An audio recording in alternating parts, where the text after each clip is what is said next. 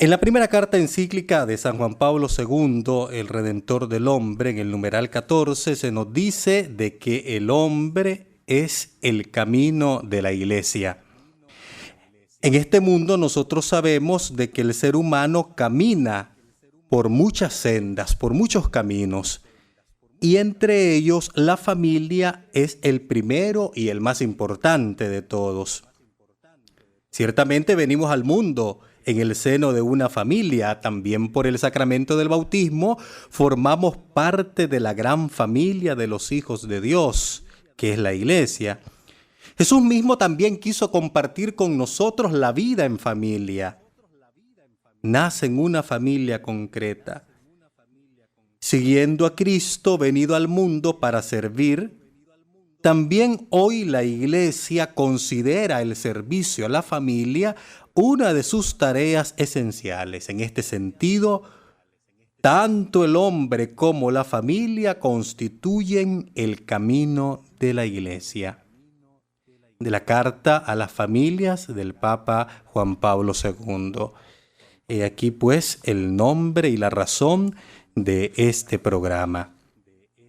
Vamos hoy a meditar en el Evangelio de Lucas, capítulo 19, versículos del 3 al 6, la palabra de Dios nos dice: Y se le acercaron unos fariseos que para ponerle a prueba le dijeron: ¿Puede uno repudiar a su mujer por un motivo cualquiera? Él respondió: ¿No habéis leído que el Creador desde el comienzo los hizo varón y mujer? Y que dijo: Por eso dejará el hombre a su padre y a su madre, se unirá a su mujer, y los dos serán una sola carne. De manera que ya no son dos, sino una sola carne. Pues bien, lo que Dios ha unido, que no lo separe el hombre. Amados hermanos, en este programa La Familia, el Camino de la Iglesia, que como hemos dicho ya en la primera ocasión que nos hemos encontrado, es un programa de formación teológico-pastoral sobre esta realidad, que a la luz del sínodo sobre la familia, pues toma auge y es de gran importancia, como lo ha sido la familia a lo largo de esta tradición bimilenaria de la Iglesia. En esta palabra de Dios, en este Evangelio, Jesús nos dice lo que Dios ha unido, que no lo separe el hombre. Esto significa que esta frase de Jesús nos revela que el matrimonio para todos nosotros es un lugar desde donde también se puede conocer a Dios. Es un lugar que nos revela quién es Dios. En pocas palabras, el sacramento del matrimonio es un lugar teológico, porque ahí Dios se revela. Y se revela precisamente para dar unidad, lo que Dios ha unido. Porque precisamente lo propio de Dios es unir. Dios une a través del amor, del misterio del amor. Como he dicho, si la ciencia teológica, si la teología la definimos como el esfuerzo por conocer el ser y el actuar de Dios, en este sentido, estas palabras de Jesús nos revelan que el matrimonio, definido por Cristo como lo que Dios ha unido, tiene ahora un puesto muy importante, porque desde ahí Dios se revela, desde ahí Dios se manifiesta. A esta pregunta del fariseo que le hace Jesús, nosotros podemos ver que de fondo está el presuponer que el amor no puede durar. Esta pregunta cauciosa, indudablemente, trata de poner en entredicho la perdurabilidad del amor, que el amor dura para siempre, porque viene de Dios y Dios es eterno. Su amor es por siempre, su misericordia es eterna, lo dice el mismo salmista. Y el Divino Maestro entonces, respondiendo, nos lanza un desafío, que es creer en el amor, que es acoger acoger este don, acoger este misterio, y lo presenta con un fundamento sólido. Jesús, pues, aquí no se limita solo a afirmar el creer en el amor, la fe en el amor, sino que también habla del amor de Dios. No solamente Jesús está repitiendo ese principio que no es novedoso para el pueblo judío, el mandato del amor, porque ya estaba contemplado en el Antiguo Testamento. Lo que Jesús hace es vivir, encarnar, hacer vida, llevar a plenitud este principio, este mandamiento, porque Jesús mismo, Jesús de Nazaret, es el amor de Dios para los hombres y es también la respuesta del amor del hombre a Dios. Jesús es el amor con que Dios ama al mundo y también es la respuesta amorosa de la humanidad hacia Dios. Jesús mismo, pues, es lo que Dios ha unido. Jesús mismo es la unidad definitiva de Dios. Indudablemente, tenemos que preguntarnos a la luz de esta palabra, de este evangelio, ¿cómo une Dios? Y aquí nosotros tenemos que encontrar las raíces en la antigua alianza, en el Antiguo Testamento, que hoy de una manera hermosa se constata, se planifica en el sacramento del matrimonio, porque en el matrimonio Dios no une con violencia.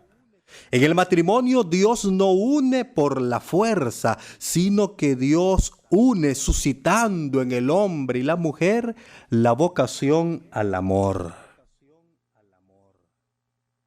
Dios no une con violencia, sino con una unidad que brota del interior de la persona, con una unidad en que participan tanto el amado como la amada.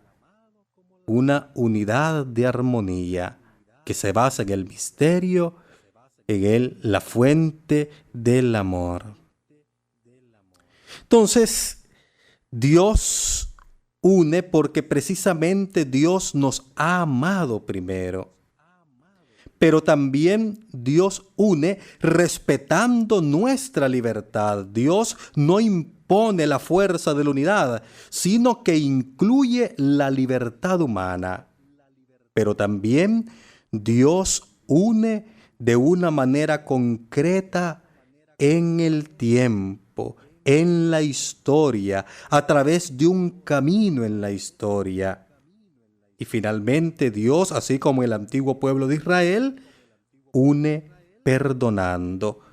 Porque al igual que en el matrimonio, que se debe admitir la reconciliación luego de una ofensa, asimismo en la alianza se da la presencia del perdón y de la misericordia. Por tanto, queridos hermanos, toda la obra de Jesús, toda la vida de Jesús, puede resumirse precisamente en esta frase: lo que Dios ha unido. Y si Cristo mismo es capaz de pronunciar, de responder a esta objeción del fariseo con esta frase, que tiene un contexto nupcial sobre el matrimonio, es porque el mismo Jesús ha vivido en plenitud la unión de Dios con los hombres y de los hombres entre sí. Pero a la luz de esta realidad, nosotros tenemos que constatar algunos peligros que merman, peligros que amenazan esta unidad. Y de tal manera cada uno de nosotros tenemos que comprender cómo estas amenazas, a pesar de que cercenan la unidad, no solamente en la sociedad, sino en nuestra familia, la iglesia, la familia, el matrimonio, es la respuesta a esta fragmentación, a esta realidad que hoy cada vez se resquebraja. Lo decía este filósofo francés del siglo pasado, Gabriel Marcel, haciendo una descripción de este mundo, decía de que el mundo moderno está compuesto por piezas dispersas en un naufragio. El mundo moderno es como un mundo roto. Y el gran filósofo español Ortega y Gasset también dice, hablando de la época moderna, de que si este tiempo es superior a todos los demás, sin embargo es inferior a sí mismo, porque no hay cohesión. Y esto lo constatamos porque hoy se exalta más el yo y el tú viene después. Hoy la libertad se define como una autonomía y la libertad del otro es un límite, una amenaza para mí. Vemos también que la misma concepción del hombre se divide entre cuerpo y alma, entre mente y materia. Tenemos una concepción dualística. La misma historia, presente, pasado y futuro, fragmentada. El futuro ya pasó, el pasado pasó, el futuro es incierto, se vive el frenesí de la vida en el hoy. Estamos totalmente con una vida dispersa. Por eso, la respuesta a todo este drama, a toda esta fragmentación, la vida, el hacer vida, esta palabra de Jesús, lo que Dios se ha unido, se constata hoy a través del sacramento del matrimonio.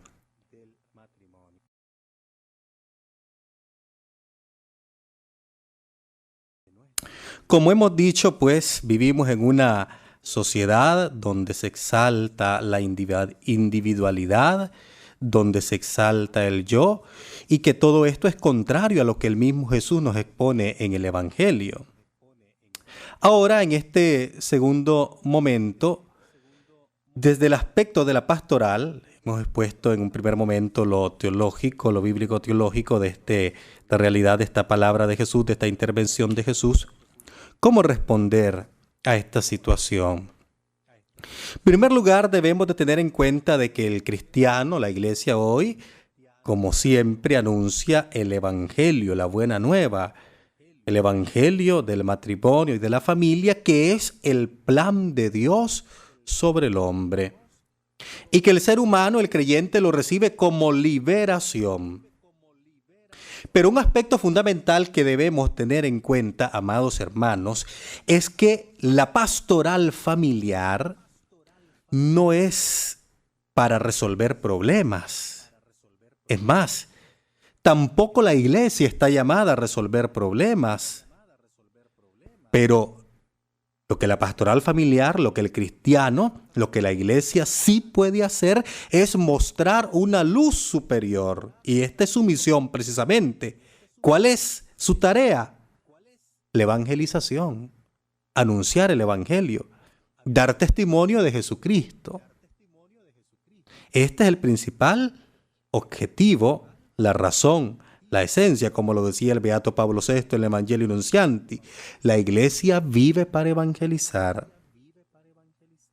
Para muchos, la pastoral familiar, este tema de la familia, es como afrontar un desafío, afrontar un problema que no se haya ninguna solución. Pero olvidamos que la única solución a todo esto es Cristo. No es ni el sacerdote asesor de la pastoral familiar, ni son los coordinadores de los movimientos familiares los que van a solucionar estos problemas. La solución solamente es Cristo.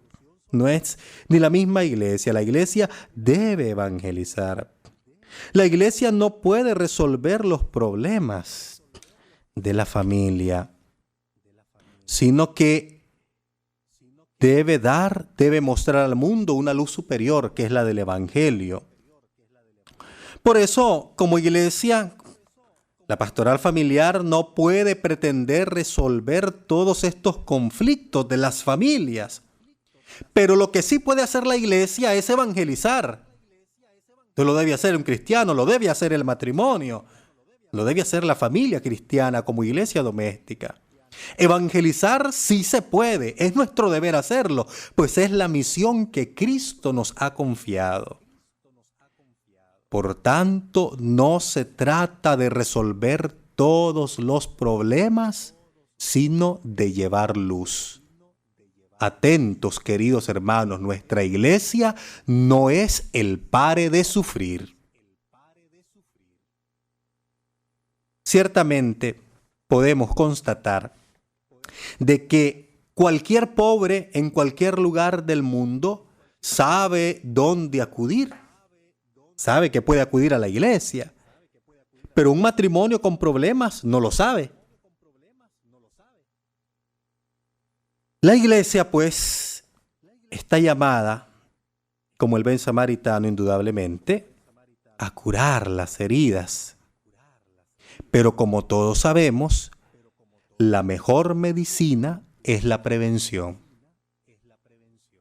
Es interesante que en la sexta congregación, hablando del sínodo, de la primera sesión del sínodo de la familia, en la sexta congregación realizada el 9 de octubre del presente año, los padres sinodales decían al respecto: la iglesia no es una aduana, sino una casa paterna, y por lo tanto debe acompañar pacientemente a todas las personas, incluso a quienes viven situaciones difíciles. La verdadera Iglesia Católica cuenta con familias sanas y con familias en crisis.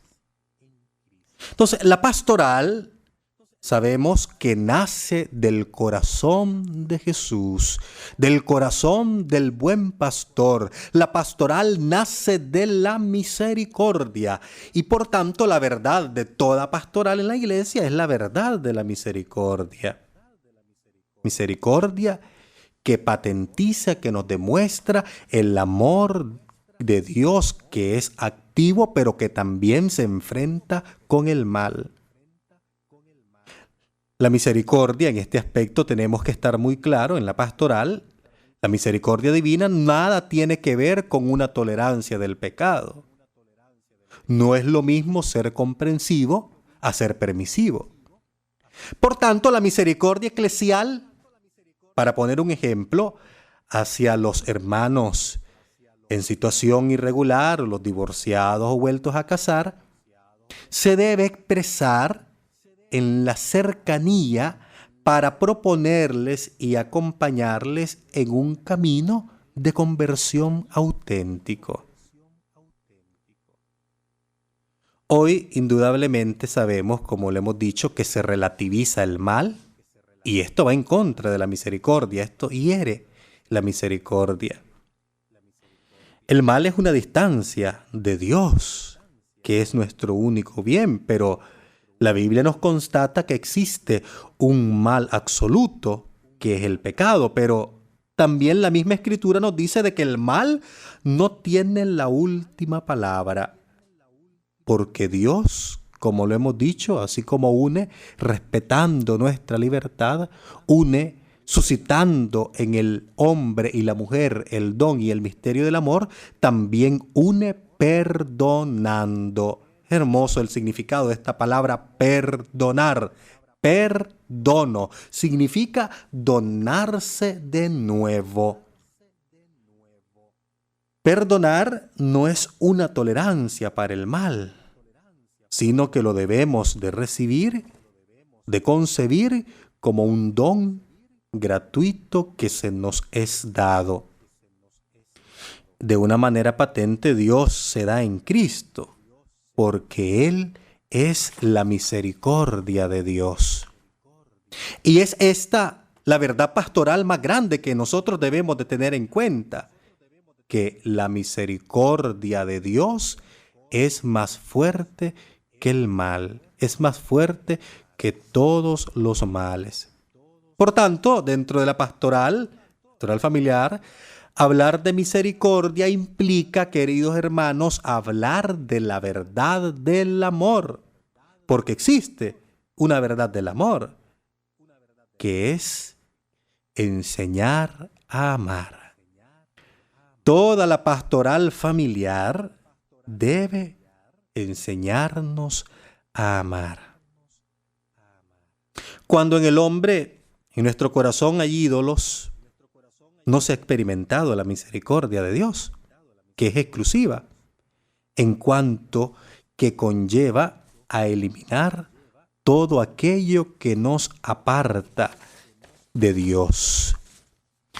Tener en cuenta también que no debemos confundir la misericordia con la compasión, sino que la misericordia implica que yo mismo soy objeto del perdón y del amor divino. El objeto de la misericordia es hacer al hombre un hijo, pero también implica de mi parte ponerme en ese camino de conversión. Implica no negarme a esa llamada.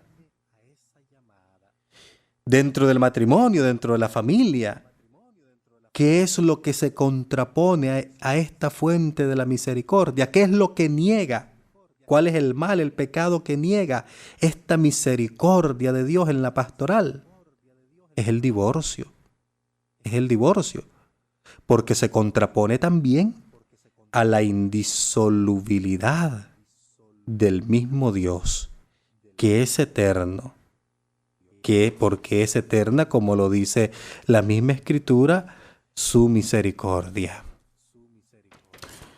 Finalmente, Papa Francisco en estos días ha emitido algunas intervenciones actuales, recientes sobre la familia. Y es hermoso en este aspecto, el aspecto pastoral, considerar, escuchar lo que dijo, por ejemplo, el día sábado 25 de octubre, cuando en el aula Pablo VI recibió al movimiento de Chester en ocasión de los 100 años de su fundación. Y nos decía el Papa, constatando esta realidad: creo que es algo muy triste y doloroso el hecho de que la familia cristiana, el matrimonio, nunca fue tan atacado como ahora, directamente o de hecho. Puede ser que me equivoque, dice el Papa, pero que la familia está golpeada, que se le golpea y se la bastardea. Cuánta familia herida, cuántos matrimonios deshechos.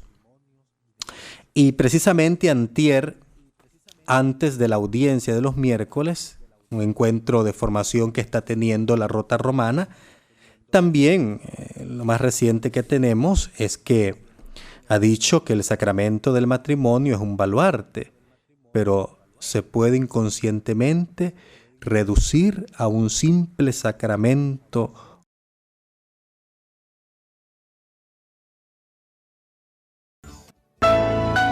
El verdadero vínculo es siempre con el Señor. Todas las familias tienen necesidad de Dios. Todas necesidad de su ayuda, de su fuerza, de su bendición, de su misericordia, de su perdón. Y se requiere sencillez. Para rezar en familia se requiere sencillez. Cuando la familia reza unida, el vínculo se hace fuerte. Homilía de la misa del Encuentro de Familias que se realizó en Roma en octubre del año 2013.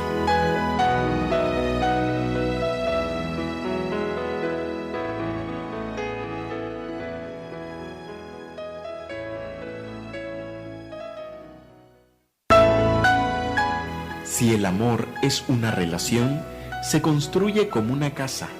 No querrán construirla sobre la arena de los sentimientos que van y vienen, sino sobre la roca del amor verdadero, el amor que viene de Dios. La familia nace de este proyecto de amor que quiere crecer como se construye una casa, que sea lugar de afecto, de ayuda, de esperanza. Palabras a los novios que se reunieron en la plaza de San Pedro en San Valentín.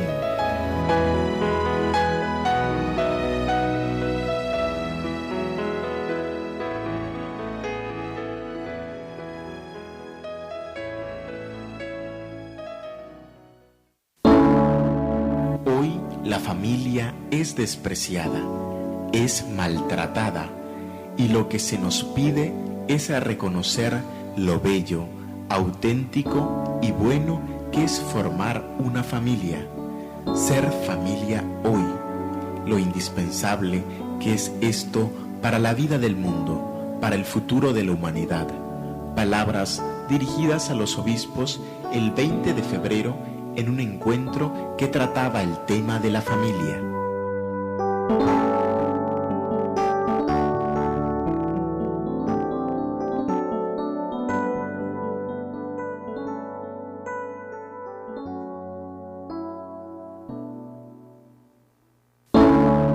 El matrimonio es un largo viaje que dura toda la vida y necesitan la ayuda de Jesús para caminar juntos con confianza, para acogerse uno al otro cada día y perdonarse cada día. Y esto es importante en las familias, saber perdonarse, porque todos nosotros tenemos defectos, todos. Encuentro de Familias en Roma, en octubre del año 2013.